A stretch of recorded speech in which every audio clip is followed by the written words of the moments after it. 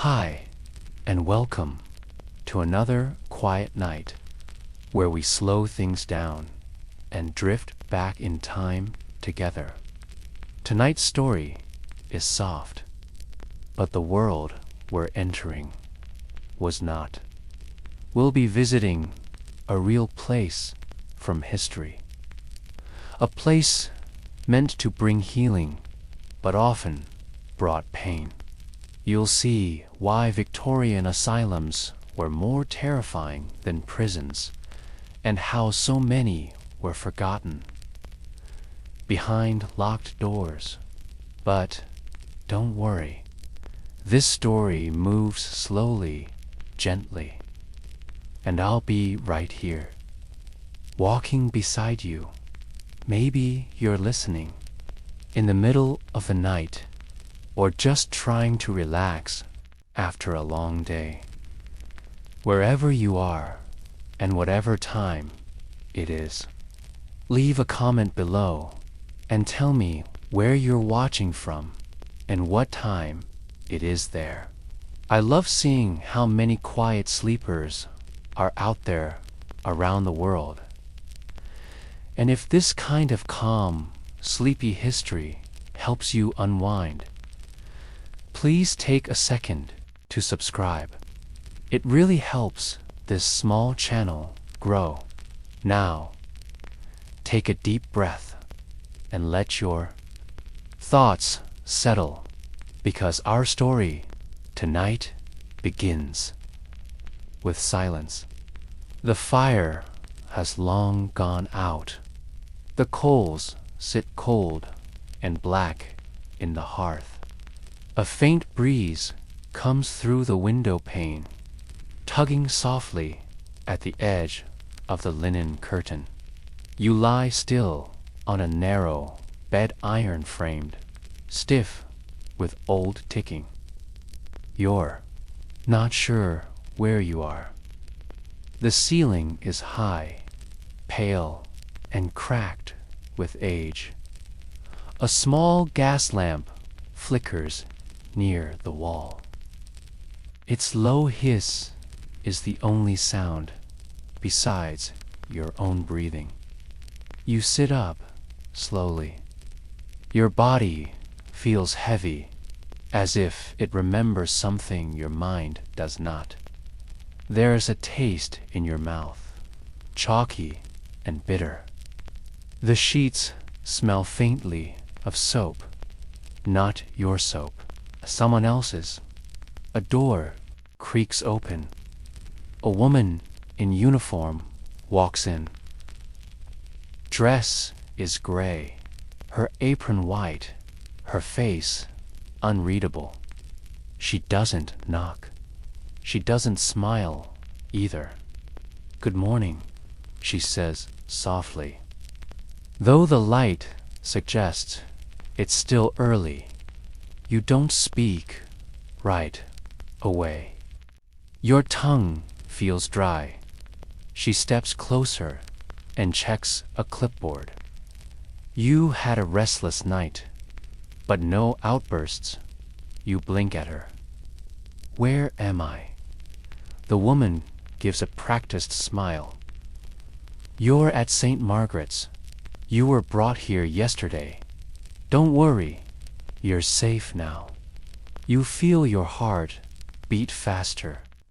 The name is unfamiliar. St. Margaret's. Is it a hospital? A prison? Her voice is calm, but something inside you tightens. The way she looks at you measured, like she's studying a specimen. "I think there's been a mistake," you say, voice unsteady. "I don't belong here." She writes something on the clipboard. You swing your legs off the bed. The floor is cold, stone, or maybe linoleum.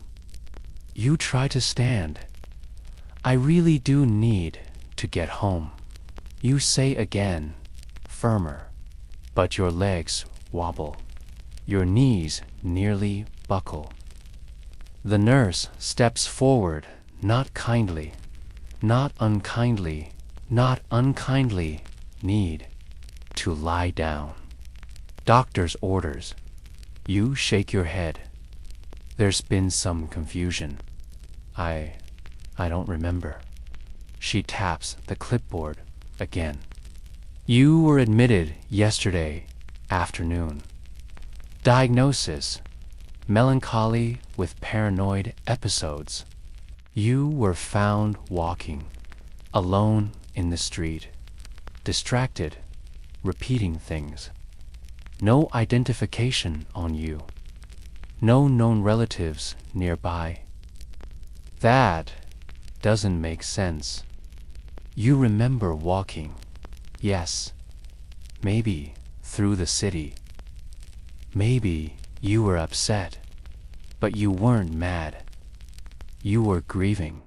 You press your hands to your face, trying to piece the hours together. Nothing solid, just flashes. Your fingers tremble. I just needed some air, you whisper. She doesn't respond to that. Instead, she lifts a folded gown from the chair and offers it to you. It's plain, dull blue, no buttons, no lace, just fabric that belongs to no one and fits anyone. We'll get you washed and dressed, she says. The doctor will see you shortly. You don't resist. Not really, because something inside you, the quietest part already, knows that no one is going to believe you.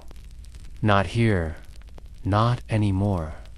The gown fits roughly, brushing your ankles. The nurse helps you tie the back.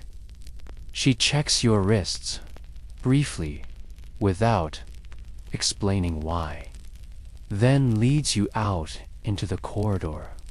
The hallway is long. Echoes bounce off stone and tile.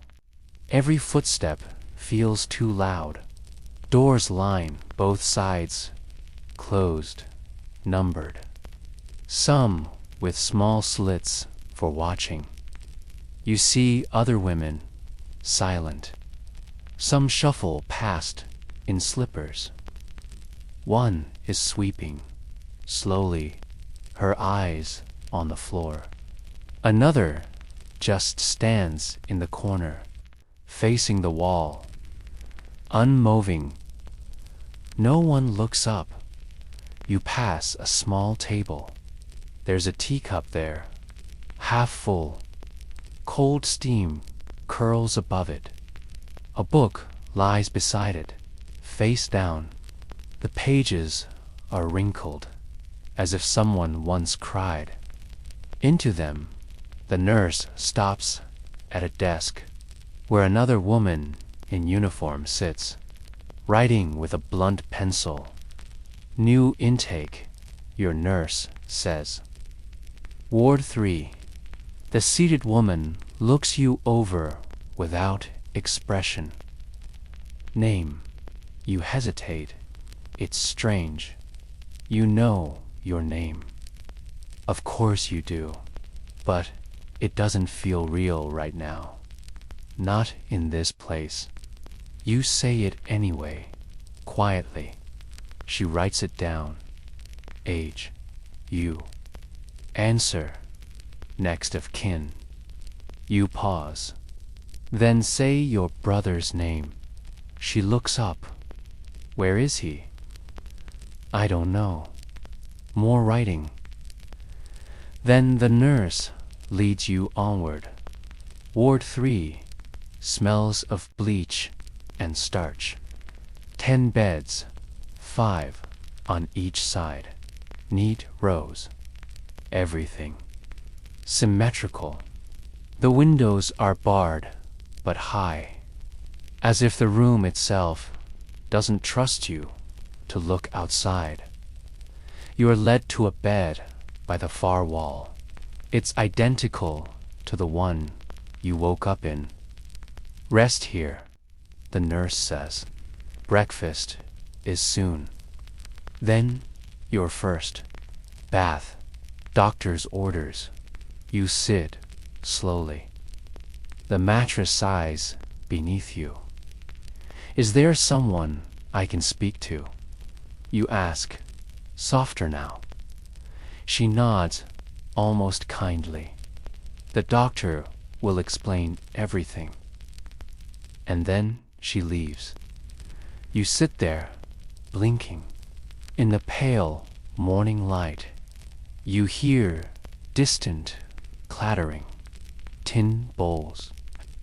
A voice shouting something you can't make out. A woman crying somewhere down the hall. The sheets on this bed are warm, recently made. Someone else was lying here not long ago. You wonder what happened. To them, you lie back, staring at the ceiling. The silence settles again, heavy and constant. Your heartbeat slows. For the moment, there's no one watching, and that, somehow, feels more frightening than anything else. Asterisk, the bed creaks softly beneath. You as you lie back again. You've barely moved since the nurse left. Time drips slowly here. Not in minutes or hours, but in footsteps down a hallway, in distant bells, in the soft rustle of cloth from someone you never see. Eventually, another figure appears at your bedside. Not the same nurse from earlier. This one wears glasses and has an ink stain on her cuff. She gives you a look that isn't unkind, but it isn't interested either. It's time for your examination, she says. No offer, no room for delay. You follow her. The hallway is longer than you remembered. Every step sounds sharp. Your soft slippers make no noise, but her boots do. The sound they make talk. Talk is steady, final. She doesn't speak. Again, until you arrive at a door marked assessment. Inside is a narrow room with bare walls and a thin mattress against one side. A desk, a chair, a basin dot the room. Smells of vinegar. 2 men stand waiting. One is older, with a fringe of white hair and small wire spectacles. The other is younger, with deep creases between his brows and a notebook in his hand. They don't greet you. They barely look at you. You are not asked how you are. You are not asked why you're here. Instead, the younger man gestures toward, face forward, hands at your sides. You do as told, slowly. The older one steps closer. He touches your forehead, lifts your chin, studies your eyes like he's looking at a painting. Then he writes something in a ledger. The younger one asks your name, and you tell him again. You see them exchange a glance. The older man sighs through his nose. Confusion. Likely stress-induced. Have there been any episodes? The younger one asks the nurse. Wondering, she replies. Delusional certainty no resistance. The two men nod, as if that's all they need. You watch as the diagnosis is inked into the register. Melancholia with hysteria. The pen scratches faintly as your fate is sealed in their neat cursive. Your mouth is dry, but you try anyway. I was grieving. Many of our ladies come to us saying just that. He doesn't sound cruel. He sounds tired, as if he's heard this too often to care. The nurse moves behind you and begins undoing the ties of your gown. You stiffen. The doctor needs to complete the physical assessment, she says flatly. It's routine. Grip the fabric tighter. We must ensure no signs of self-harm, the younger man explains, as though that justifies it. We've had incidents. You feel the gown loosen behind your back. You stand very still. This is no longer about comfort or care. It's a process. Cold, efficient. The exam is quick, clinical, and silent. Afterward, you're handed a folded pile of new garments. They smell faintly of starch and something older. The nurse instructs you to remove your shift and dress in these. Instead, the fabric is rough. The sleeves reach your wrists. The collar is high and tight. There are no pockets, no buttons, nothing of your own. Your old clothes are taken and placed in a small wooden box, which is sealed with a strip of wax paper and marked with your assigned number. Not your name, just the number now written beside your diagnosis. You are told to sit in the chair beside the wall. The older doctor closes the ledger and speaks without looking at you. You'll begin the standard course of treatment tomorrow. Rest, observation, light exercise.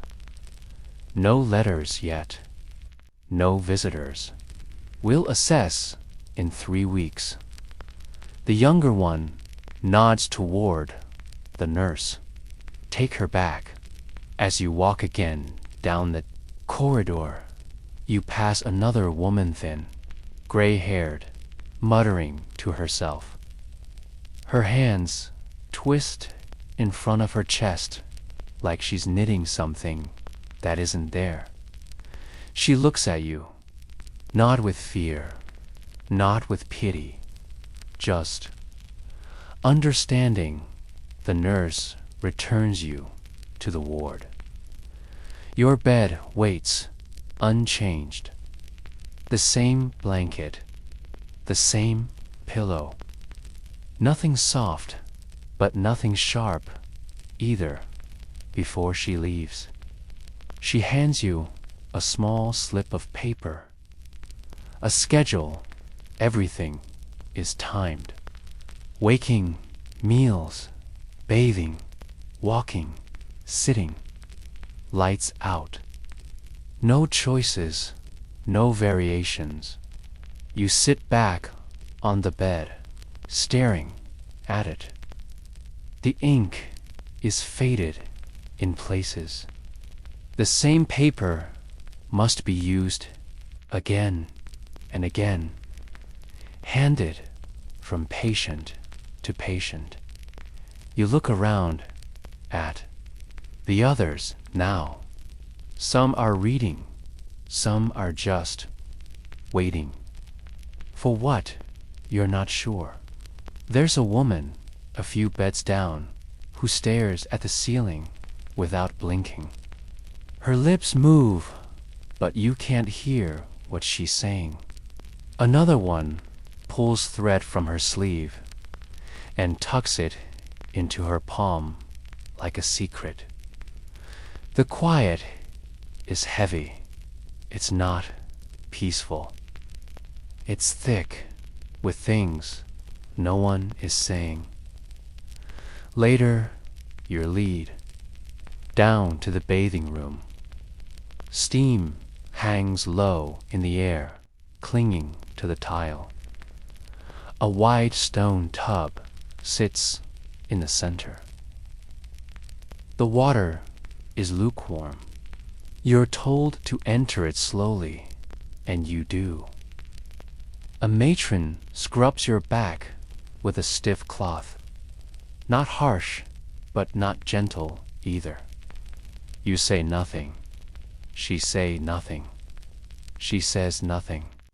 This, too, is just another part of it all. After, you're handed a fresh gown, identical to the one before. At dinner, you sit at a long wooden table, tin plates, weak broth, a small piece of bread. The others eat in silence. Some chew, slowly, mechanically. Some don't eat at all. You don't remember the taste. When the lights are lowered for the night, you return to your bed and lie awake for a long time. The ceiling above you holds no answers. Asterisk. The first night passes slowly. You don't remember falling asleep. Only the flickering of gaslight on the ceiling, the scratch of bed sheets when someone turned over, and the soft sobs from somewhere far down the ward. A crying sound that rose, paused, then melted into silence again. Not loud enough for a nurse to hear, just loud enough for you. When your eyes open, the light in the room is pale blue. Morning, thin sunlight filters through the high, grimy windows casting long shadows across the beds. Someone rings a small handbell. The sound is delicate, but sharp. A nurse walks through the aisle. Rise, beds made. Morning rounds in 15. You sit up slowly. Your body feels stiff. Your shoulders ache, though you can't remember why. Everything here makes your body feel a little smaller each day, like it's folding in on itself. The woman in the bed next to you stands quickly, folding her sheet with practiced hands. She notices you watching. They don't like creases, she whispers. Then she turns away again. You smooth your own sheet, copy her movements, though your hands move slower, less certain. The morning begins with walking in the garden behind the ward. There's a path, a circle of gravel bordered by high brick walls. The walls are clean, too high to climb, and topped with iron spikes. The gravel crunches under your slippers as you step carefully, following the slow parade of other women. They walk in a quiet line. Some stare at the path beneath their feet. Others glance sideways, but say nothing. There is no talking. only footsteps. The nurses stand by the doors, watching like statues. You look up. The sky is cloudy, but the air is fresh. The wind brushes your face gently. You close your eyes and take in the faint scent of rain on stone. It smells like outside. Real air, not soap and starch and bleach. For a moment, you feel like a person again. But when your eyes open, you're still inside the circle. Still walking the same path that leads nowhere. Later, you're given paper during what they call reflection hour. You're each handed a small sheet wrinkled, reused, and a stub of pencil. You're told to write down your thoughts, your progress, your gratitude. You stare at the blank page for a long time. Then you write, "I don't belong here. Please let me go." Then, "I am not mad. I was just sad." That's different than you fold the paper and place it into the collection box. You don't know if anyone reads them. That afternoon, a new patient arrives. You hear the rattle of a cart and the low sound of two nurses speaking behind a curtain. When the fabric is pulled aside, a girl steps through, maybe 17, maybe younger. Her eyes are wide. She clutches the hem of her dress like it might disappear if she lets go. She's assigned the bed across from yours. She doesn't speak for a long time, just sits there, rocking a little, looking around like she's still waiting to wake up. You offer her a piece of bread from your supper. She takes it with shaking fingers. "What's your name?" You ask softly. "Clara," she whispers. "They said I talked too much. My aunt said I was a disturbance." You nod. You know how that feels. But before you can finish, a nurse appears, and you go quiet again. That night, Clara cries. She tries not to. She pulls her blanket over her face and shakes. The sound is small, like a broken clock ticking. You turn your face to the wall, not because you don't care, but because you do. Because you know that sound. You made it yourself once. Maybe last night. Maybe every night. The days begin to blur.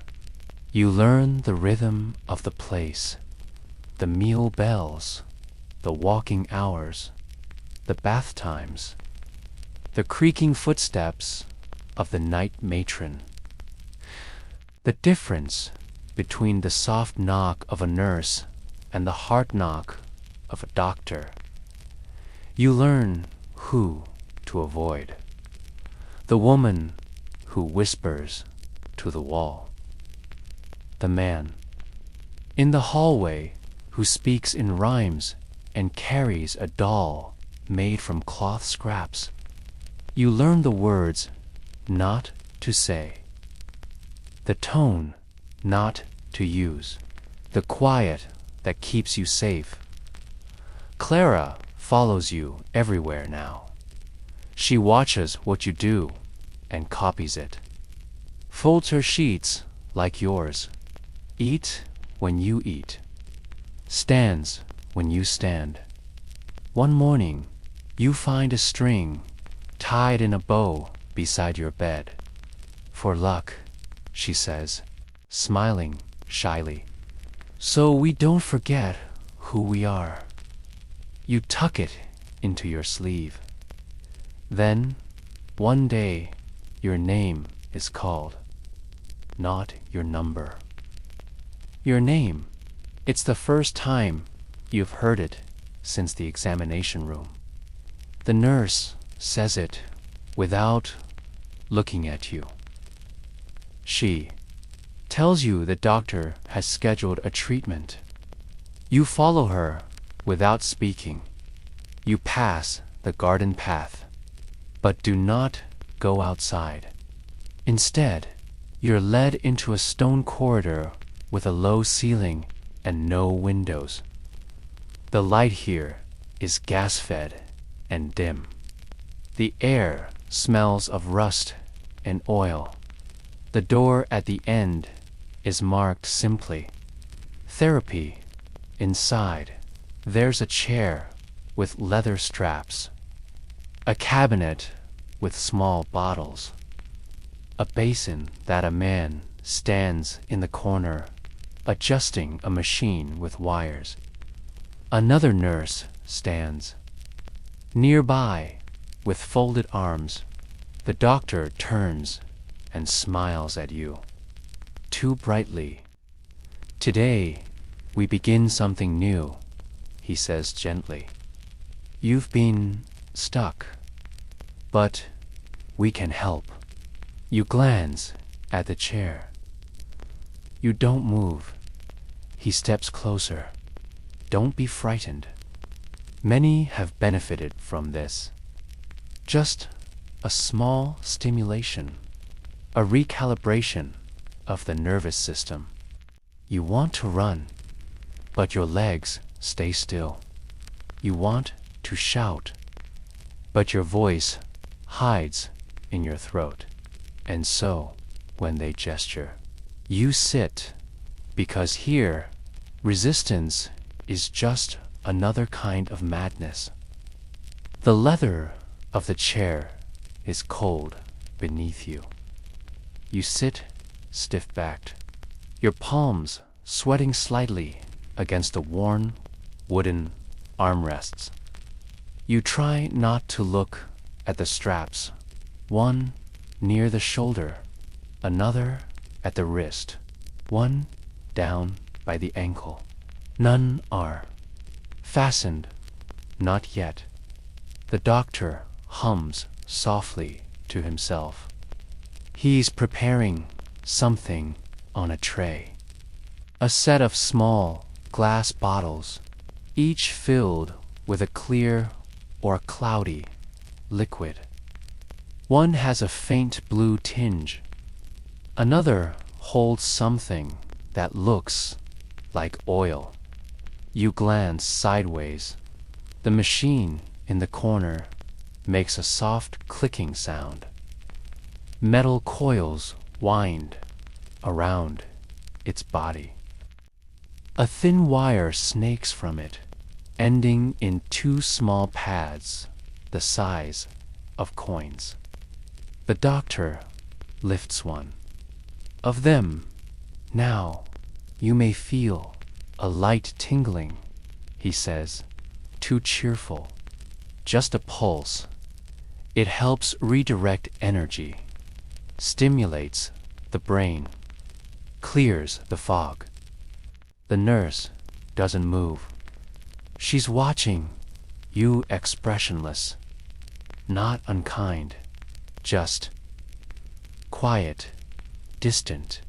You want to ask what happens if you say no, but you already know the answer. This place does not accept no. It only recognizes obedience or resistance, and only one of those leads to breakfast tomorrow. So you nod.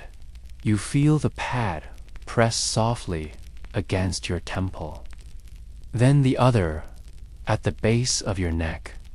The machine hums. It begins so faintly that you think it's your imagination, a soft buzzing at the edge of your hearing. Then a flicker. Your jaw tenses. Your fingers twitch. It doesn't hurt, but it isn't comfortable. You clench the chair arms tighter. The doctor murmurs something. The nurse writes something down. The buzzing grows a little louder. Your eyes blur. The room feels like it's swaying gently, like you're on a boat. A quiet boat on dark water. Then, all at once, it stops. Silence. The pads are removed. The hum fades, and that's it. You blink. You're still here. You still remember your name. The chair. The cold. The doctor smiles like it's a job well done. Excellent, he says. A good first step. Tomorrow, we'll do a longer session. The nurse leads you back down the same dim corridor, back to the ward. You walk in silence. When Clara sees you return, her eyes widen. What happened? She whispers. You sit on the bed slowly. Nothing. It was just ... noise.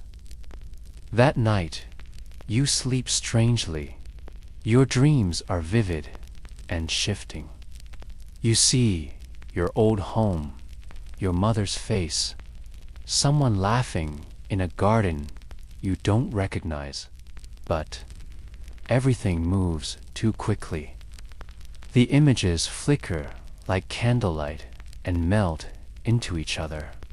When you wake, you feel heavier, as if part of you didn't come back.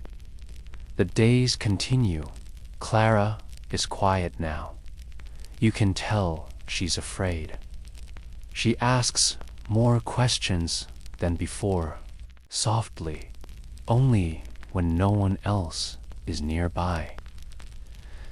Have you ever seen anyone leave? She asks one morning. While you fold sheets, you think for a moment. No. She nods slowly. I don't think I will either. You look at her, then. Her hair is braided neatly. Her slippers are worn through at the toes. She looks younger than ever. You will. You whisper, even though you're not sure. We both will. It becomes a rhythm. Wake, walk, sit, eat, breathe. Don't cry too loudly. Don't ask too much. Obey the nurses. Keep your eyes down when the doctor speaks. Another treatment. Then another. Some are electrical. Some are injections. You're told they're calming, helpful, modern . They make your skin buzz for hours afterward. Sometimes you forget what day it is. You write your name on the paper and it looks foreign, like it belongs to someone else. But you keep moving. You walk the garden path every morning. You sit by Clara at supper. You help the woman in the far bed untangle her sheets when she gets confused. Then, one afternoon, something changes. A new doctor arrives. Not young, not old. His coat is gray instead of white. He moves slowly, eyes focused. He carries no notebook, only a cane. He visits the ward during reading hour. He doesn't speak at first, just walks slowly from bed to bed, watching. When he reaches yours, he stops. "May I sit?" You nod. He lowers himself into the wooden chair beside you. "What do you remember before this place?" he asks, voice low and even. You hesitate. He waits. "My house," you whisper, "my sister. We had flowers in the garden." "What kind of flowers?" you think. "Yellow ones, tall." "I don't know the name." He nods. "You've been through many procedures," he says gently. "Some of them may have clouded your thoughts, but not everything is gone." You glance at him, uncertain. "Why are you here?" "Reviewing," he says simply. "They want a second opinion." You don't know what that means, but his presence is different, not like the others. Over the next few days, he returns again, always quiet, always calm. He listens more than he speaks. One evening, he finds you folding linens by the window. "I've read your chart," he says softly. "I don't see madness. I see sorrow and loneliness." You swallow hard, he continues. The line between grief and madness is thin in a place like this. But they are not the same. You nod slowly. It feels like the first true thing anyone said to you in weeks.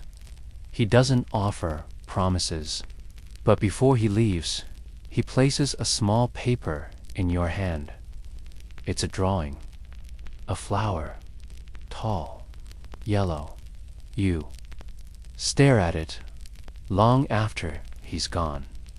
That night, Clara falls ill, a fever, a cough. The nurse says it's the weather, but you know this place breaks people in quiet ways. You stay by her bed until morning. She clutches your wrist and whispers, "Don't forget me if you leave." You squeeze her hand. Never. Morning comes slowly. Outside, the sky is pale and swollen with clouds, like something heavy is about to fall. In the ward, everything feels muted. Even the nurses walk more slowly. Eyes yet, you sit beside her, holding a cloth to her forehead. Her skin is warm, to warm end, her breathing is shallow and thin. She murmurs sometimes, words that don't make sense, names you don't recognize, and sometimes she just says sorry. You don't know what for. The nurse brings broth in a tin cup and tells you to try getting her to drink. You do, carefully, lifting Clara's head and whispering gently like you've seen mothers do. She swallows a few drops, then coughs. You wipe her mouth. No doctor comes. You ask for one, but the nurse says they're too busy. She adds, like Clara, it's just another outburst, another cracked dish. That night, you don't sleep. You lie on your side. watching Clara breathe, counting her breaths in the dark, willing each one to come after the last.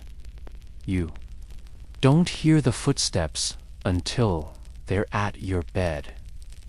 It's the new doctor. He holds a lantern low in his hand, casting a soft orange glow on his coat. She's worse. He asks, quietly. You nod. They won't do anything. He nods once, then crosses to Clara and kneels beside her bed. He checks her pulse, her eyes, lifts her hand. His brow tightens. I'll speak with the head matron. He stands. You ask, can you help her? I'll try. Then he's gone. You don't know what he did or said.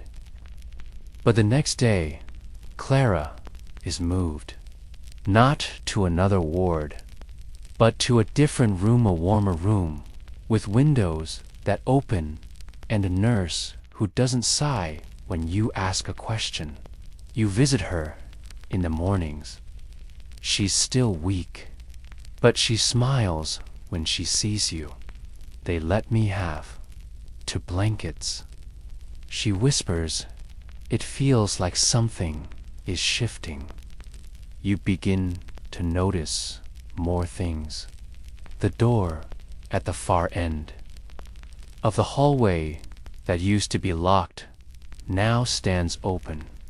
A new nurse with softer hands brings tea instead of the bitter brown drink they used to serve. And sometimes the doctor finds you, not for treatment, not for tests, just to talk. He asks about your childhood, about your sister, about the garden. You tell him more each time. Sometimes you cry, but not the kind of crying that gets you written up. This is quiet, gentle, like rain soaking slowly into the earth. You feel lighter afterward. Then, one day, you're called to the same white room where your intake was done. Only this time, the light feels different. The chair is the same, the desk, but the man sitting behind it is new. A quiet man with a small mustache and wire-rimmed glasses. He reviews your file without looking at you. You sit silently, hands in your lap. After a while, he sets the file down. There's been a review. He says, your doctor has recommended a temporary discharge. You stare. I what? He adjusts his glasses.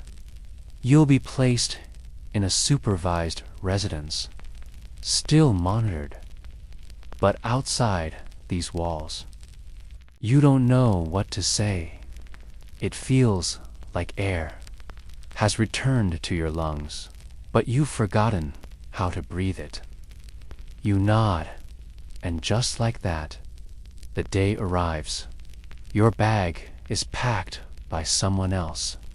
You're given a coat, a paper, and the drawing of the flower, folded gently and slipped into your hand by a familiar nurse.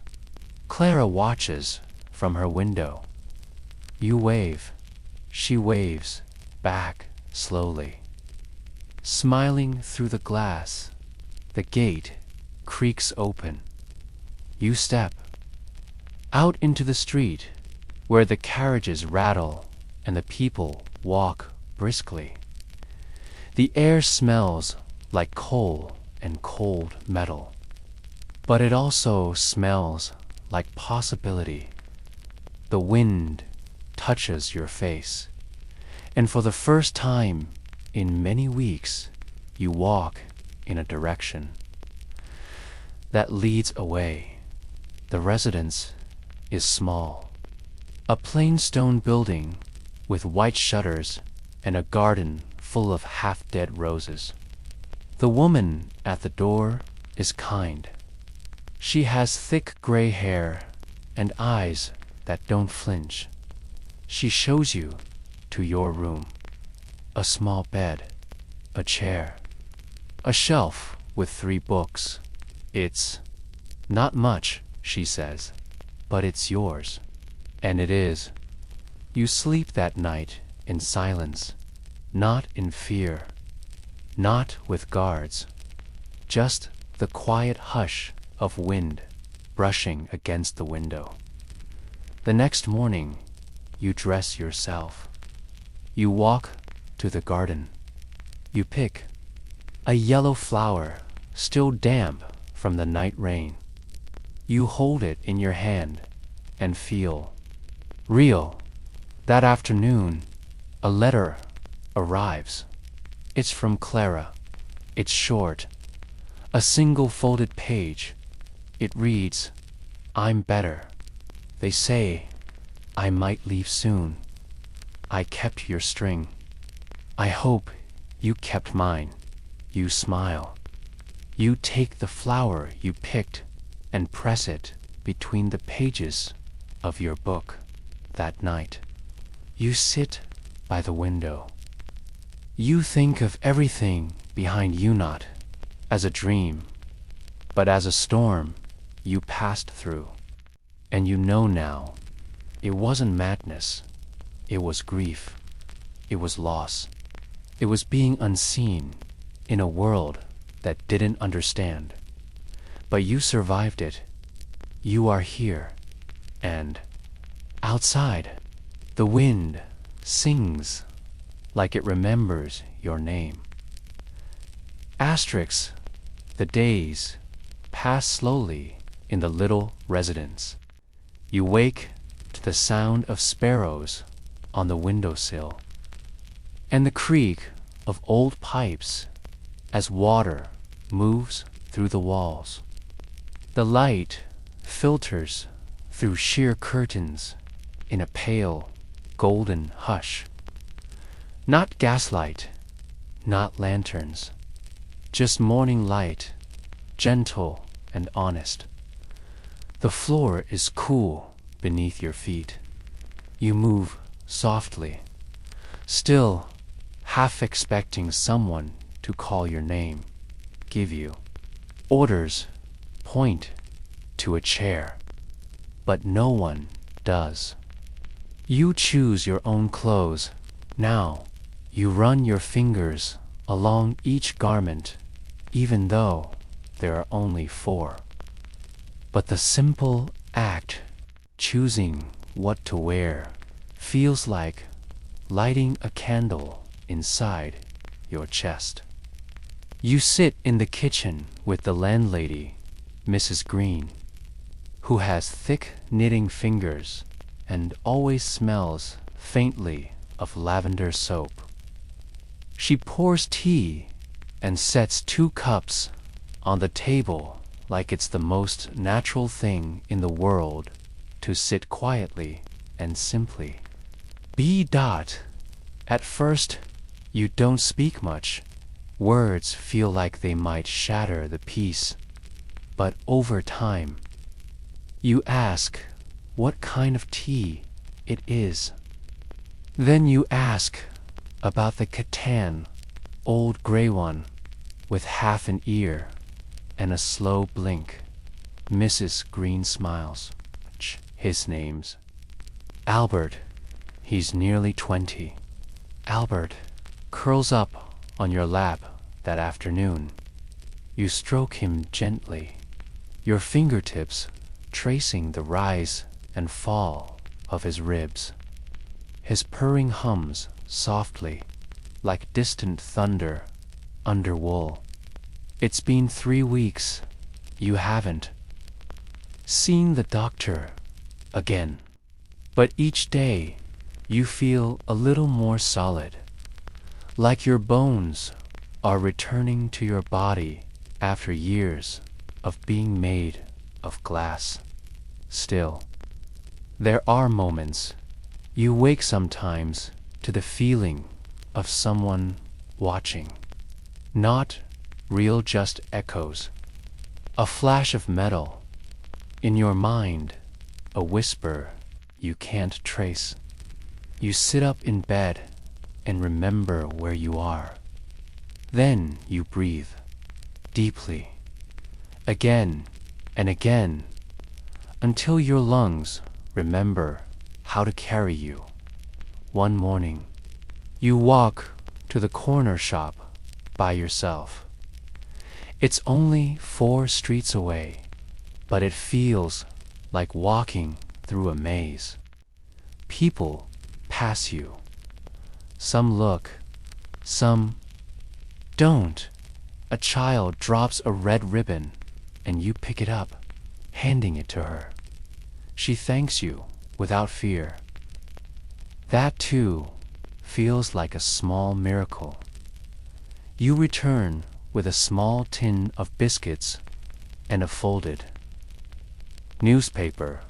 Mrs. Green nods approvingly. "Well done," she says. Nothing more. That night, you read the newspaper with careful eyes. Most of it is politics, names you've forgotten. But one small story catches your attention. A letter to the editor, written by a woman, asking why there are no homes for the women who come back. No reply is printed. You stare at that letter for a long time.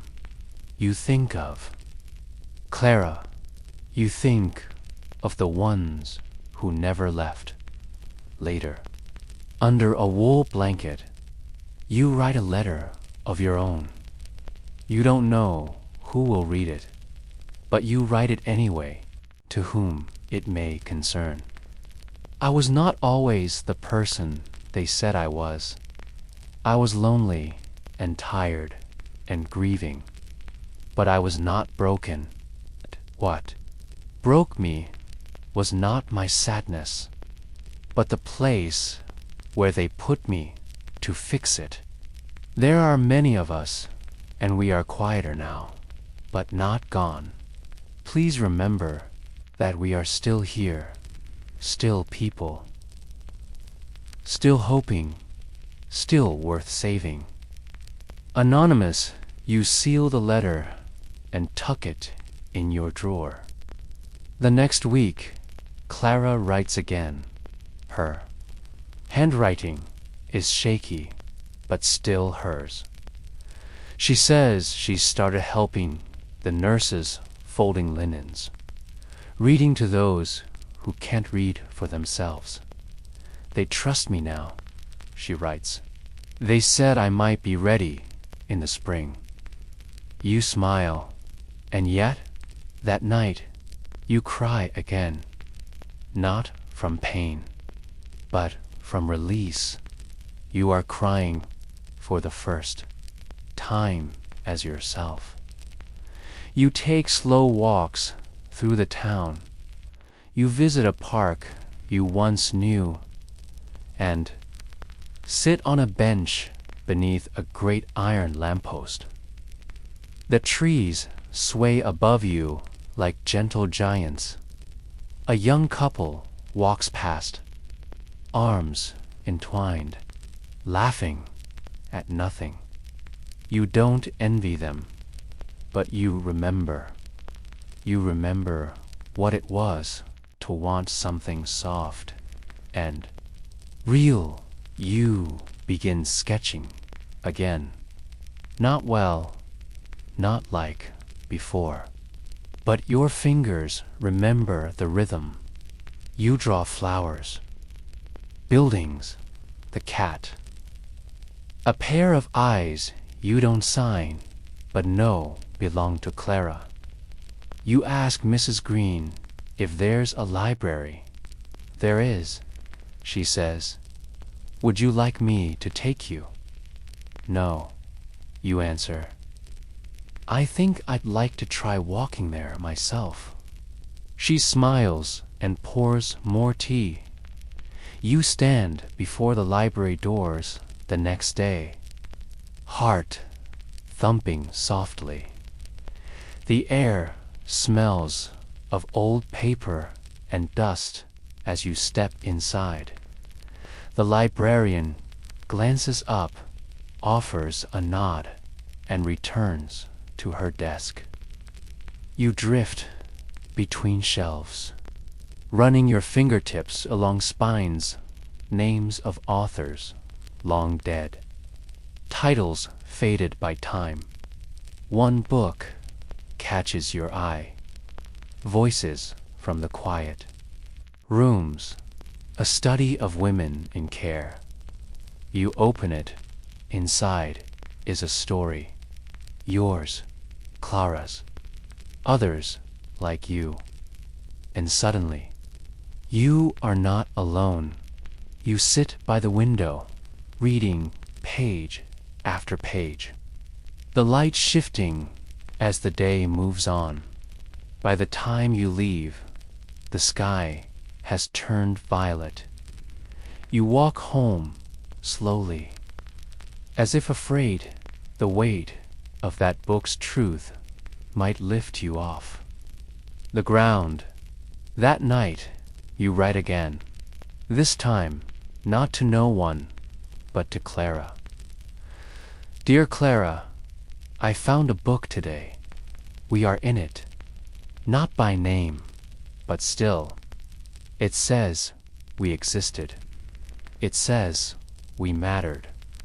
I wish I could show you. Maybe one day I will. The air smells like honeysuckle tonight. It reminded me of that dream you told me that one, with the garden. Maybe we're getting closer to it, one flower at a time. Love, me, you fold the letter, slip it into an envelope, and walk it to the corner postbox yourself. The moon is rising above the rooftops. The world is very quiet, but for once, it does not feel lonely. It feels full of memory, of life continuing, of names being whispered back. Into the wind, you take one last look at the stars, and then you go inside. Spring arrives softly, like a letter slid under the door. You first notice it in the way the light lingers a little longer each evening, or how the crocuses push up through the garden earth, reeve things that bloom, even before the cold is fully gone. You watch them with quiet fascination. It's strange how flowers still come back, as if the world has forgotten what winter tried to do. You haven't written Clara in 2 weeks. You mean two, but every time you sit down, you can't seem to find the right words. There's so much to say now, and yet so little that would make sense outside your own thoughts. Instead, you start keeping a journal, not for anyone else, not for a doctor, just for yourself. You write in it every morning, just after tea. Little things, what the sky looked like, what you dreamed, what you heard through the open window while the town was still waking. Mrs. Green notices. She doesn't ask. But one morning, she leaves a small ink pot and a finer pen beside your cup. "I thought you might like this better," she says. And you do. Writing becomes something sacred, a way to remember what is real, a way to make sure no part of you disappears again. Some days you still feel outside of yourself. You'll be brushing your hair or walking along the edge of the park, and suddenly it's as if you're watching from a distance, like someone has pulled a curtain halfway across your mind. But it passes slowly, and when it does, you breathe and remind yourself you are not there anymore. One quiet afternoon, a knock comes at the door. Mrs. Green answers. You hear her voice, then another, male, familiar, when she calls for you. Your hands start to tremble slightly. You step into the sitting room. The doctor stands there. His coat is different, more civilian now. He holds a folded paper in his hand and looks older than you remember. But his eyes, kind and cautious, are still the same. May I? He asks. You nod and gesture to the chair. He sits, resting the paper on his lap. You look well. You smile faintly. I'm learning to be. That's more than most can. Say. He pauses before continuing. I've come to ask something delicate. You wait. There's been talk of opening a new kind of place, he says, for women who've come out of institutions but aren't ready or willing to go back to the lives they left behind. A quiet place, gentle, with gardens and no locked doors. You blink. A home, yes, but one that listens. One built by those who understand. You nod slowly. Why are you telling me? He reaches into his pocket and pulls out another folded page. This is a letter you wrote anonymously, but I recognize the words. He places it gently on the table between you. They want to know if you'd help shape the home, be one of the first, maybe even help others when they arrive. You stare at the letter, at your own handwriting, at the words you'd sent into the world without expecting anything in return. You think of Clara. You think of the room with the cracked window and the string. You think of the quiet women who sat for hours with no one to speak to. You reach out and touch the paper. Your voice is soft. I'd like that. The days blur in warmth and small preparations. You visit the site, a large house outside the city with wild hedges and an orchard thick with bees. It smells like thyme and old stone. There are repairs to be made, rooms to be painted, beds to be built. But the bones of the place feel kind. You walk through it slowly, trailing your fingers along the walls. You can already picture it. Women resting in the sunroom with books, laughing faintly in the kitchen, whispering in the garden. At dusk, you make suggestions. You ask that no room be windowless, that each woman be allowed to bring something of her own, that the doors open both ways.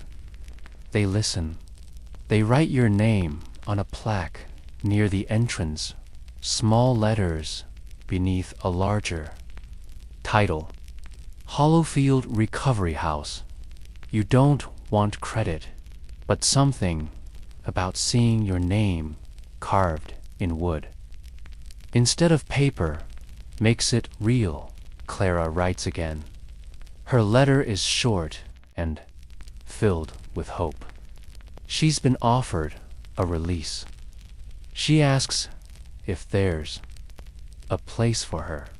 You write back before the ink is dry. Always the day she arrives. You wait outside in the garden where the wildflowers are already beginning to bloom. She steps out of the carriage in a plain brown dress and carries only a small bag. But when she sees you, her face lights up like a candle behind frosted glass. Neither of you says anything for a while. You simply hug. Her cheek is warm against yours. Her breath is steady. I didn't think I'd make it, she says. You did. She looks around. It's beautiful. It's yours. That night, the two of you sit on the porch under the stars. She tells you about a dream she had in the hospital, a garden with no walls, and people planting tulips by moonlight. You smile and say, maybe we can plant some here. She nods. You sit in silence for a while. Then she pulls something from her coat. Paquita, piece of string. Frayed, faded. I kept it, she says. You reach into your pocket and take out your own. You tie them together just once and let them rest. Between you on the porch swing, fluttering gently in the breeze. You don't need to speak. You just watch the stars and let the silence tell you that you're home. Asterisk, the morning light falls in soft streaks across the kitchen table. Clara is already awake, her hair braided neatly over one shoulder. She's peeling apples, slow and careful, each curl of skin falling into a neat little pile. The cat sits at her feet, one paw twitching now and then like he's dreaming of mice. You sit across from her, hands wrapped around a warm mug. There's peace in the routine. No bells, no footsteps hurrying down halls, no locked doors. Only quiet trio, quietened the sound of the knife tapping the wooden board. Later that day, you and Clara walk to the orchard behind the house. The trees are full now, their leaves green and trembling with the breeze. A few early blossoms still linger, white and ghost-like, clinging to the higher branches. You bring a basket and gather windfall fruit, but really you just want to walk, to feel the soft grass underfoot and know you are allowed to be here. Loud, such a strange word. It echoes now and then, a ghost from the old world. You remember how many things once required permission. Speaking sleeping, standing, asking for anything. Now, the only thing you ask is whether Clara wants honey in her tea.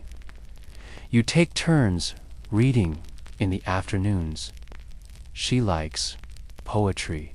You prefer travel, books, descriptions of far-off places with salt in the air and mountains that touch the sky. You both fall asleep sometimes on the sitting room couch, the book left open across one lap. The fire crackling low in the great dot. Mrs. Green still visits once a week. She brings preserves and fresh bread. And sometimes she just sits with you on the back step, listening to the wind in the trees. You girls have made something here, she says, something gentle. You nod. You've stopped waiting for the other shoe to drop.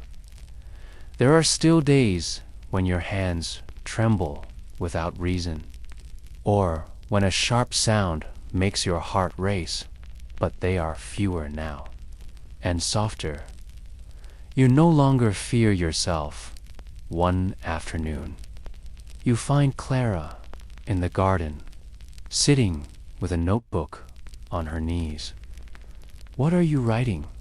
you ask. She glances up with a little smile. "A guide. For what?" "For those who come after us." You sit beside her on the bench. She turns the page toward you. On it is a list. It's okay if you can't speak at first. The silence won't hurt you here. You are not broken. You are not alone. You blink back tears. Clara closes the notebook gently. "I just want them to know what we didn't." You place your hand over hers. "We'll tell them together." More women arrive in the weeks that follow. Quiet ones, shaken ones. One woman who won't speak above a whisper, and another who stares at the floor for hours before ever looking anyone in the eye. You welcome them gently. You teach them where the teacups are, how to find the library in town, and what time the roses bloom. You let them sleep for as long as they need. Some sleep for days. You understand. You and Clara start planting tulips. The earth is soft from the spring rains, and your hands come away brown and fragrant. You laugh when she gets dirt on her nose. She flicks a clod at you in return. It feels like childhood, like something forgotten being remembered. One morning, a woman named Eliza sits beside you on the porch swing. She's been with you for 2 months, but rarely speaks. Now she holds out a small object, silver locket. You open it carefully. Inside is a faded picture. A girl, maybe 6 or 7, with curly hair and a toothy smile. "My daughter, Eliza," says softly. "They said I couldn't care for her. They said I wasn't right." You look at the photo. She's beautiful. Eliza nods. She would be 16 now. You hand the locket back. Eliza doesn't take it. "No," she says. "I want you to keep it." in case I forget again.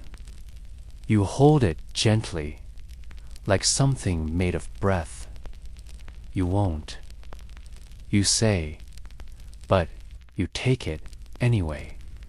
That night, you place the locket on the mantel. It shines faintly in the firelight. A little moon watching over the room.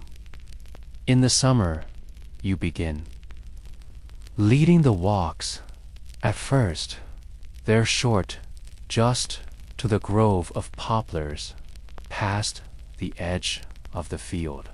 But later, you take the women farther, down to the stream, across the small stone bridge, and even to the hills that roll softly beyond the far fence line. You bring baskets. Some days you collect wildflowers. Other days, it's just the quiet. You talk about nothing and everything. About old books and weather, and the dreams people have when the world no longer hurts them. One woman admits she doesn't remember how to laugh. Clara tells her. It comes back like muscle memory, and it does. One evening, the woman laughs when the cat falls into a pail of water trying to catch a moth.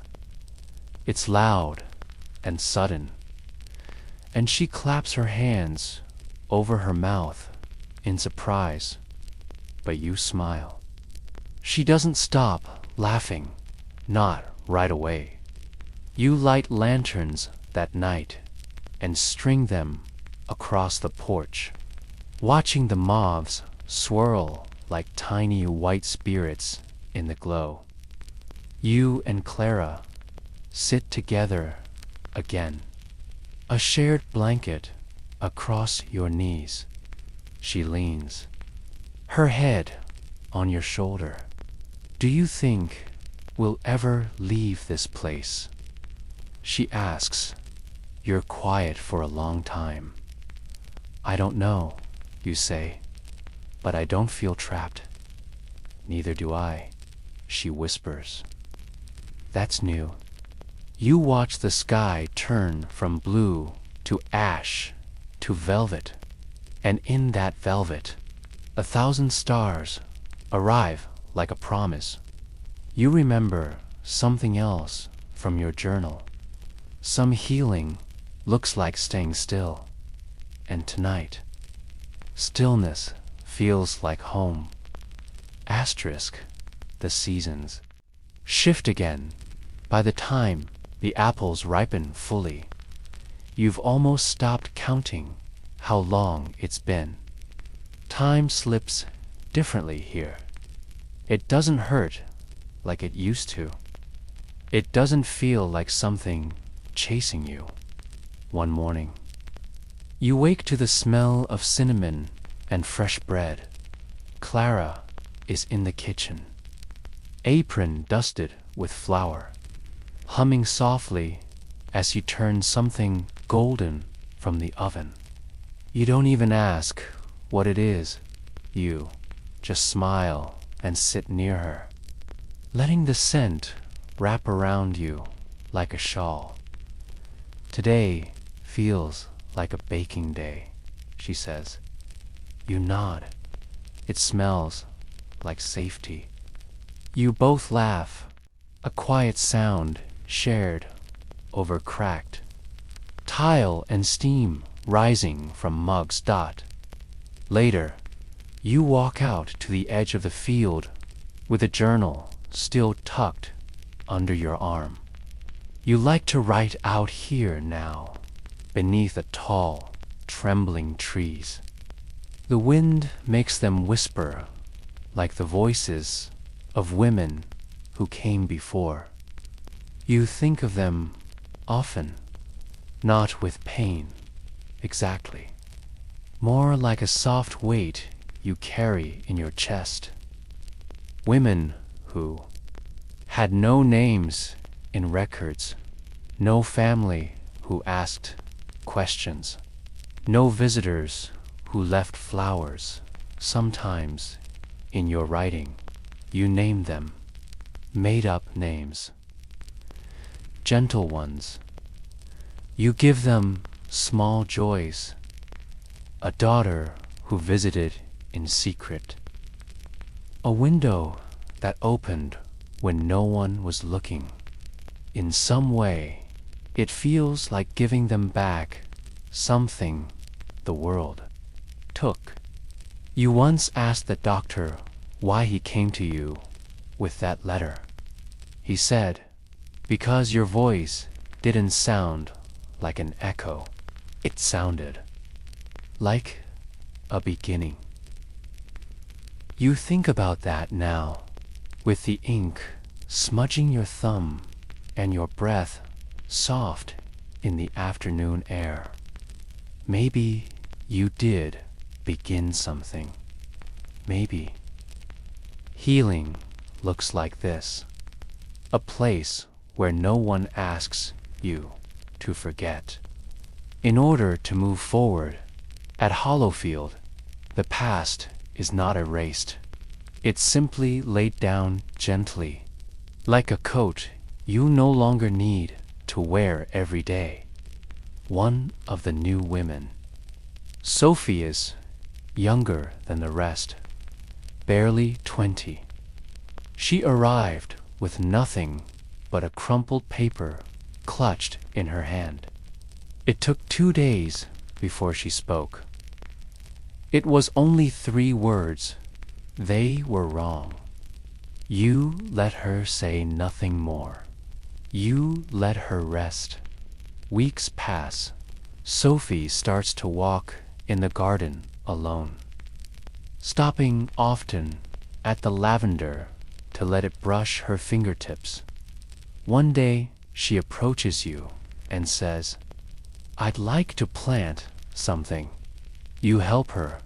You kneel beside her in the soil and show her how deep to press her thumbs, how to fold the roots gently, like tucking a child into bed.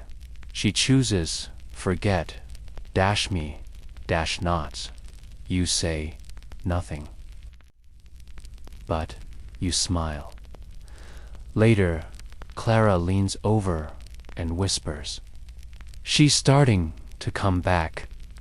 You whisper back like spring.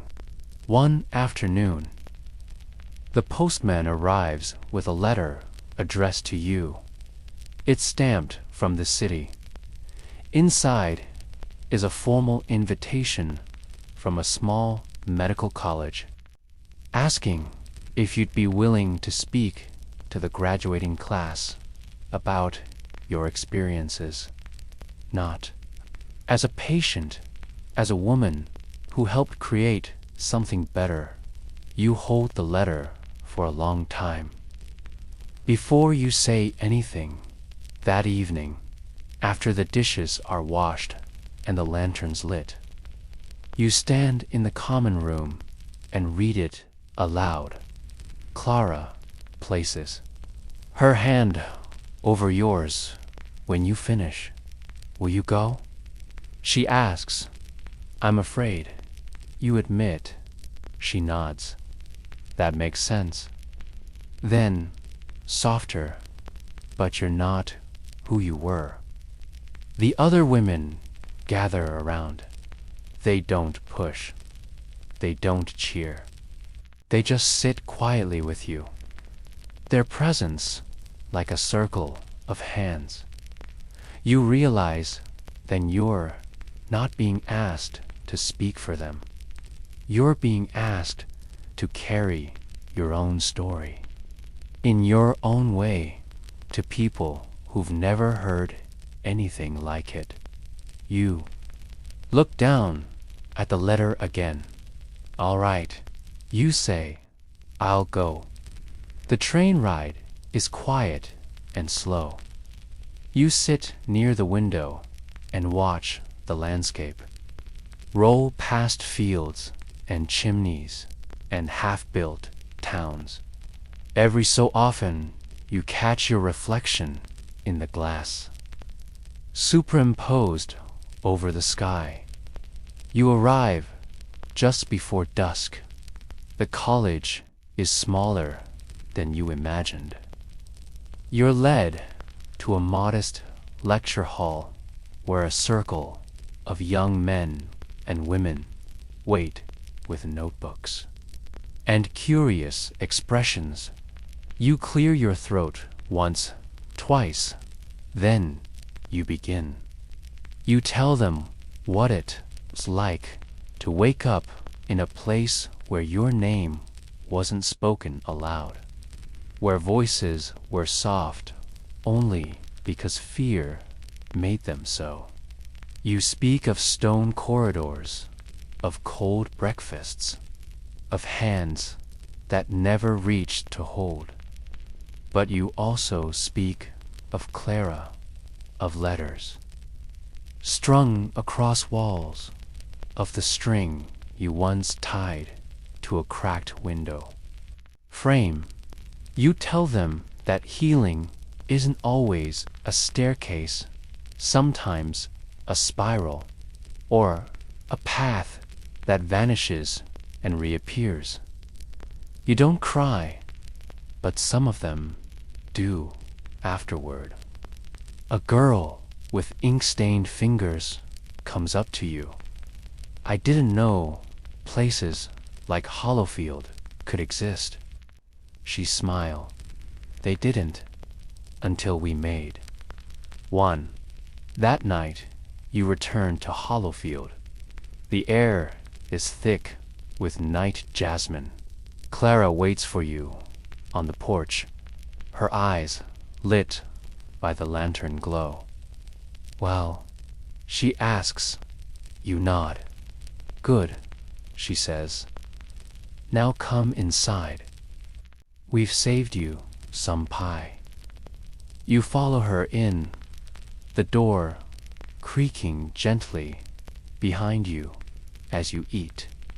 The women drift into the room, one by one, some barefoot, some still in aprons, some already in nightgowns.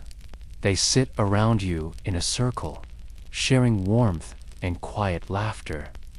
Eliza passes you the locket. For your next talk, she says. You press it to your heart. You look around the room, at the faces softened by firelight. You think, this is what survival looks like. Not sharp, not loud, but steady, gentle. You let out a breath you didn't realize. You were still holding Dot, and for the first time in years, you feel whole. Clara gives you a notebook that winter. It's bound in faded green linen. The pages thick and clean, the corners slightly worn like it's been waiting on a shelf for just the right pair of hands. Inside the first page, she writes in her soft, slanting script, for all the things we couldn't say before. Say them now.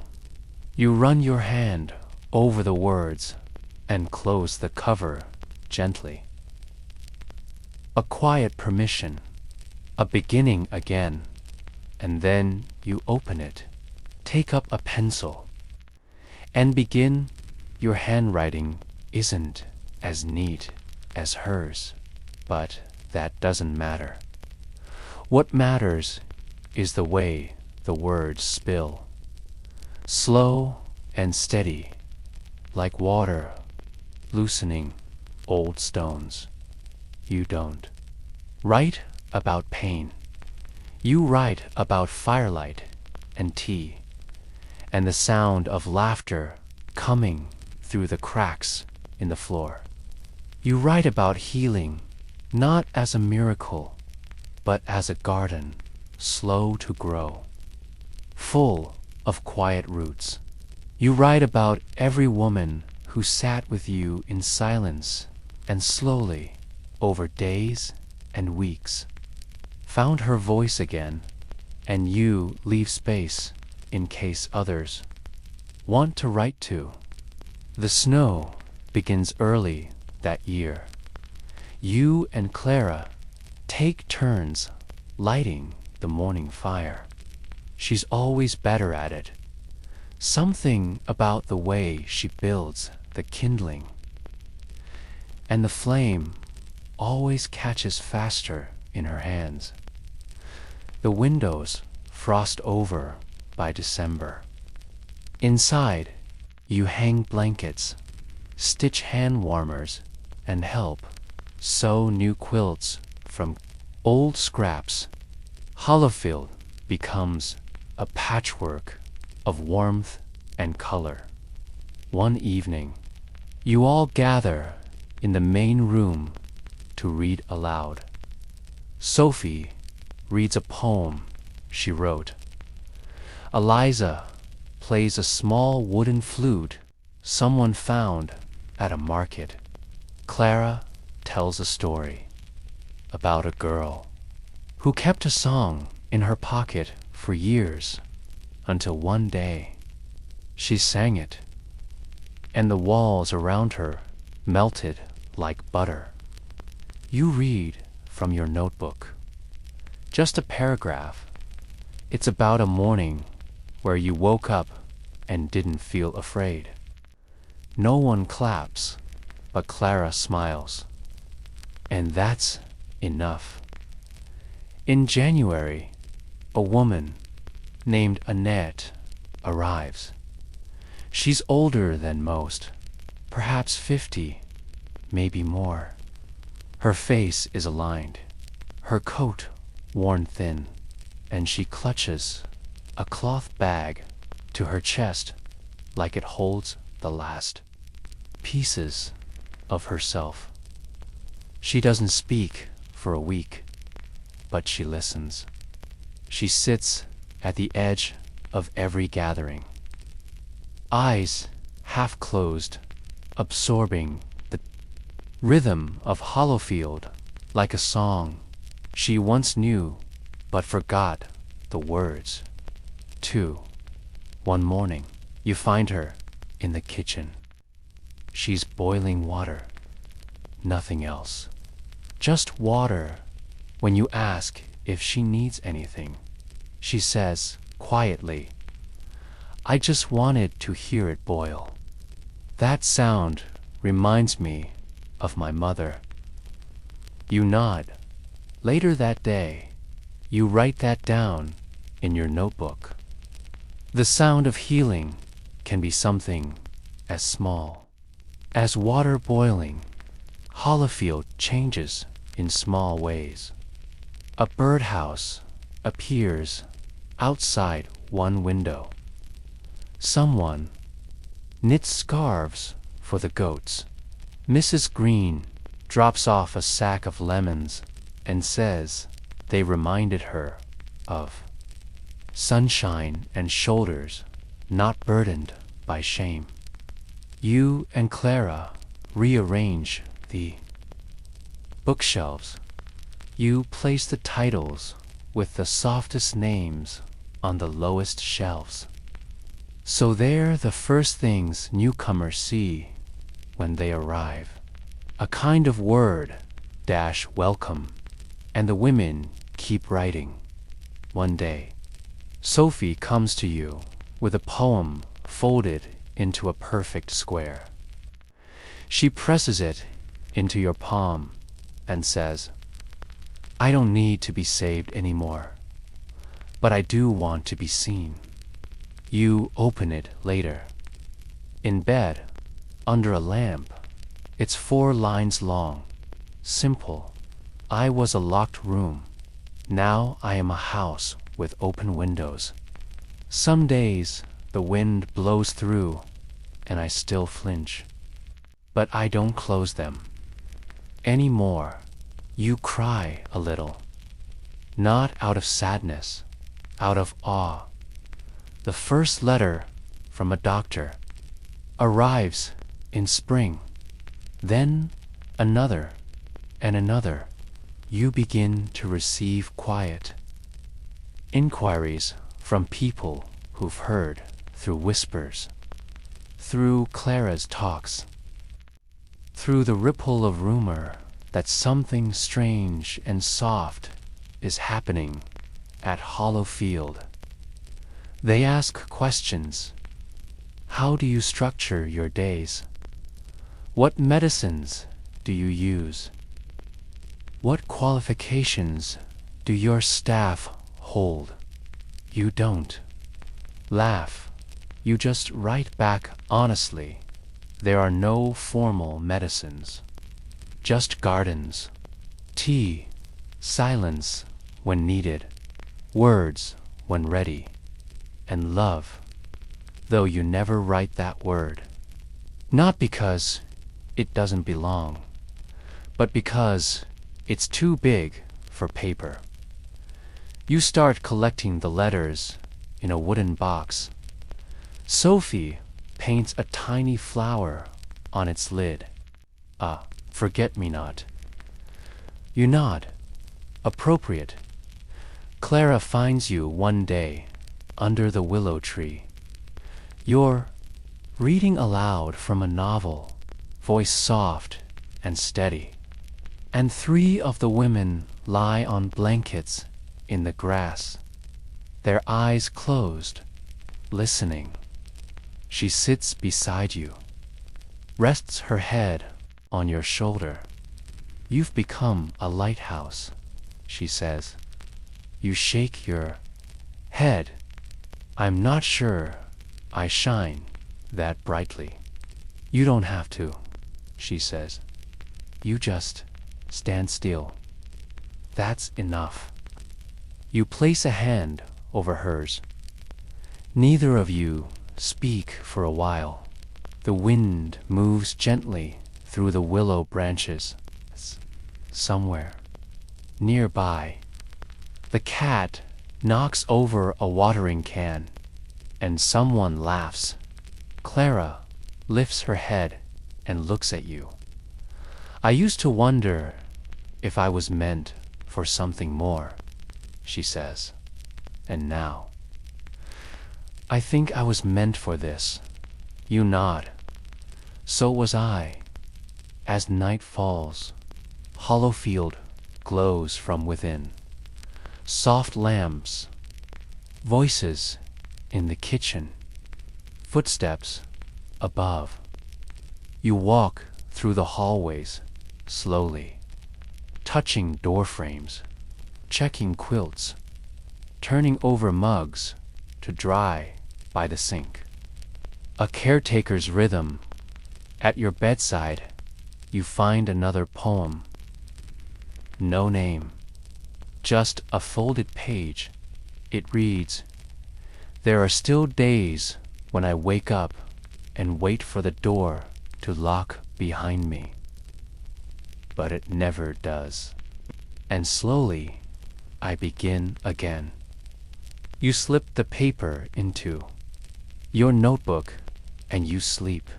You dream of windows and women who no longer fear them. Asterisk, by the time the lilacs bloom again. You've been at Hollowfield for almost 2 years. You don't count the days anymore. You don't measure time in how long it's been since your arrival, or how many seasons you've survived. You measure it in other things. Now, the first time someone sings again. The first letter a woman sends to a sister who thought she was gone. The first joke told without fear of being silenced. Time here isn't something to run from. It's something that settles into the corners of the building like light does. Quiet, gentle, always returning. This morning, you find Eliza standing in front of the mirror in the common room. She's brushing her hair slowly, methodically, and there's something new in her reflection. A softness, yes, but also a quiet kind of certainty. Thinking of going into town, she says, without turning around. You pause. Do you want company? She shakes her head. No, I think I just want to try. And you smile, because try is a powerful word here. The town has changed in small ways since you last visited. The baker gives you a warm roll without asking for payment.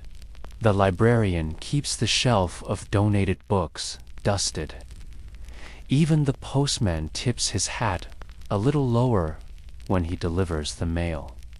Perhaps it's not that the town has changed, but that the women from Hollowfield have, each one in her own quiet way, has gone back into the world and left behind traces of kindness, of calm, of how things could be different. You pass a little girl on the street who's carrying a daisy chain. She looks up at you and says, "My mama says you help people feel safe."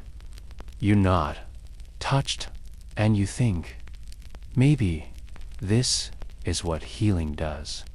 It leaves echoes. That evening, Clara takes out a map.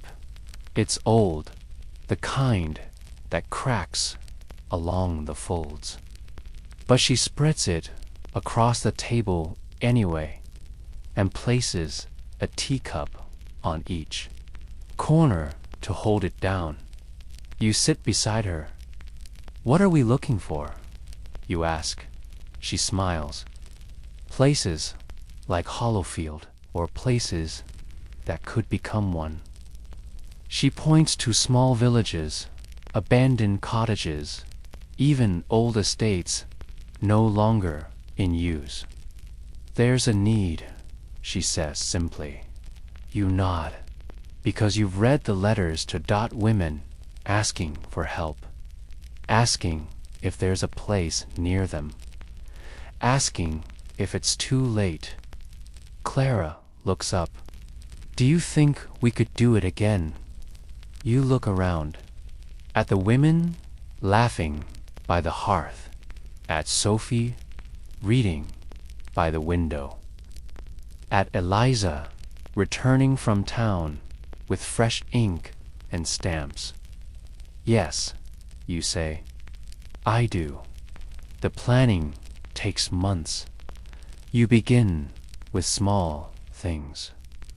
Letters, lists, sketches, then volunteers. Nurses from other cities who heard stories, retired midwives, women who say, "I know what it feels like to be broken and to find my way back." You don't rush. Clara always says that slow roots make strong trees, and so you move gently, building something not from brick and mortar alone, but from patience and tea. And listening, each woman helps in her own way. Sophie teaches others how to garden, how certain plants can calm the nervous system. Eliza organizes journals into a lending library. Annette quietly begins a project of her own, embroidering the names of every resident into a long piece of linen. Not just first names, full names, as if to say, "You were here and you mattered one morning." The youngest resident, Lottie, brings you a small drawing. It's a picture of Hollowfield, but not as it looks now. It's larger, brighter. There are more rooms, more women, even a horse. In the garden, for no clear reason, she's drawn herself at the window, smiling. And you're beside her, reading from a book. At the top, in wobbly letters, she's written, "Home forever." You press the drawing to your chest. Then you pin it to the wall near the front door, where everyone can see it on their way in. Clara smiles at you as she passes. "Looks accurate to me," she says. You write again. But now your notebook is full of more than just reflections. You begin writing letters to other women's hospitals, mental health councils, even to the city hall. You share what you've learned, what doesn't work, what kindness looks like in practice. Not everyone writes back, but a few do. And one day, a small envelope arrives from the capital. Inside is a formal letter. It says that your story and Hollowfield will be included in the new guidelines. Being proposed for national mental health care, you don't quite know what to feel. You read it 3 times before you speak. Then you go to Clara, hold out the letter, and say, "Only we're not invisible anymore." That night, there's a quiet celebration. Not loud, just mugs of tea passed hand to hand. Ah, lemon cake someone baked from an old recipe.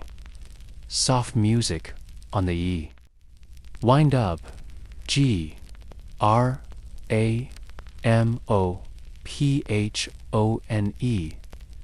Dot. You stand outside for a while, on the porch, watching the lights flicker in the windows. And for a moment, you think of the woman you were when you first arrived, trembling, discarded, unsure. And you think of the women who never got to find a place like this. You promise them, silently, that you'll keep going. That this wasn't just a shelter, it was a seed. And now the branches are reaching out in the hallway. You run your hand across the embroidered names. They stretch now from floor to ceiling. Dozens. Soon it will be time to start a second panel. You press your palm to your own name. You don't flinch. You don't feel shame. You feel known. And for the first time in your life, that feels like a gift. Inside your room, the notebook still rests on your bedside table. You open to the last page, and you write, "It didn't end here. It began." You close it softly. You pull the blanket up around your shoulders, and as the fire crackles low, you sleep. You dream of women laughing in a field of forget-me-nots. You dream of doors that never lock. You dream of morning. Asterisk, it's been years now. Hollowfield has changed, grown, really. But it's still wrapped in that same quiet hush you remember from your first morning. The walls have been painted in warmer colors. And there's a new footpath leading from the garden to the orchard where the bees hum lazily in the spring. But the heart of it, that stayed the same. You no longer live in the main house. You and Clara moved to a small stone cottage just down the hill, where ivy wraps around the windows, and wind chimes whisper every time the breeze comes in off the fields. You still visit Hollowfield every day, of course. You walk slowly now, not from weakness, but from peace. You know the route by heart. You know every stone, every bend in the trail. Some mornings, you pause at the willow tree, just to remember. Today, as you approach the gate, you hear laughter.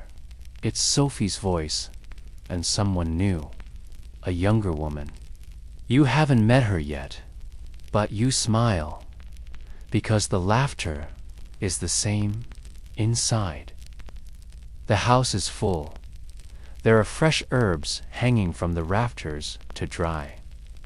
Bread cooling on a rack by the window. Someone's drawn flowers in chalk across the slate. Entry floor, messy, bright, joyful, and Net's embroidery panels now stretch across an entire wall. They've added new ones, too, with dates. Some names stitched in yellow thread, some in lavender, some underlined, some with little hearts next to them. Clara told you once that each color meant something, but you can't quite remember now. All you know is that the wall hums with memory. You place your hand gently near the newest name. It's someone who only stayed for 3 months, but they asked to be remembered. There's a new shelf. It holds copies of your notebook, printed now, bound with a soft linen cover and shared with hospitals and care centers across the region.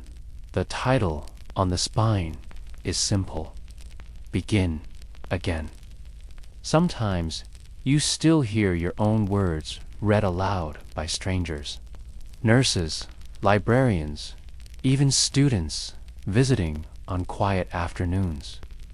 You don't correct them when they stumble. You just listen, and somewhere deep inside, your younger self hears too, and feels less alone. Clara joins you by the window. Her hair is mostly silver now. She ties it back with the same ribbon she wore the day you met. It's a little frayed, a little faded, still beautiful. You both sit in silence for a while. Outside, the garden hums with bees. You can see Sophie kneeling by the lavender, her skirt gathered up in her lap, her hands careful and slow. She's teaching Lottie's daughter, a small girl with bright eyes and a habit of narrating everything she does out loud. And now, the child says, we gently tuck the roots into bed. You and Clara exchange a smile. Do you ever think, you say softly, about the first night we met? Clara nods. All the time. I never thought I'd last a week. You didn't, she says, with a soft laugh. You lasted a moment, then another, and another. You reach for her hand, And now, Clara squeezes your fingers. Now you've lasted a life. As the sun sets, the house begins to quiet. Teacups are rinsed and dried. Lamps are lit. Doors are closed, gently, with soft good nights whispered between them. You sit by the fire with Clara, a shawl over your knees and the cat purring in your lap. The flames crackle low, sending flickers of light dancing across the walls. Clara leans her head on your shoulder. Do you remember the words you wrote in your first notebook? She asks. You nod, say all the things we couldn't say before. Did you? She asks. You pause, think, breathe. Yes, you say I did. Later that night, you return to your cottage. The wind has picked up, and it carries the scent of rosemary and ash and something else. Something like memory. You slip under the quilt. The room is dark, but not in a frightening way. You can hear the owl outside and the distant rustle of ivy against the window pane, and in the silence that follows. You remember the locked doors, the cold floors, the voices that were not kind, the moments that broke something inside you. But you also remember the first tea shared without trembling, the first book read aloud, the first time someone said your name and meant it. You close your eyes and you sleep, not because you're escaping, but because you're home. In the morning, you dream of Hollowfield again, not as it is now, but as it might be years from now, in someone else's hands, a young woman walking up the path, eyes full of uncertainty, a notebook waiting on her bed, a voice saying softly, "You're safe here," and the world, for just a moment, feels like it might still be kind. And so, we close this story not with an ending, but with a beginning. Because healing does not move in straight lines. It moves in circles, in hands held, in names remembered, in gardens grown where fear once lived. And somewhere across the world, someone is falling asleep to this story, feeling less alone, feeling seen, and maybe, finally, feeling safe. Asterisk. And now, dear listener, as the final echoes of Hollowfield fade gently into the quiet, let your thoughts soften, let your breaths slow. You are safe now, and there is nothing left to do. Perhaps, like the women we met tonight, you too are carrying things no one else can see. Perhaps your days feel long, and the world too loud, but here, in this moment, you've heard voices that were once silenced. Find there, way back, and maybe in the stillness. You've heard your own voice, too. If this story brought you comfort or helped you feel just a little more seen, I'd be honored if you'd subscribe so we can share more of these quiet journeys together. And before you drift off, and what time is it for you right now? It always amazes me how sleep finds us in so many places. So from wherever you are, I'm wishing you peace and dreams filled with soft light and safe endings. Good night. Dim Historian.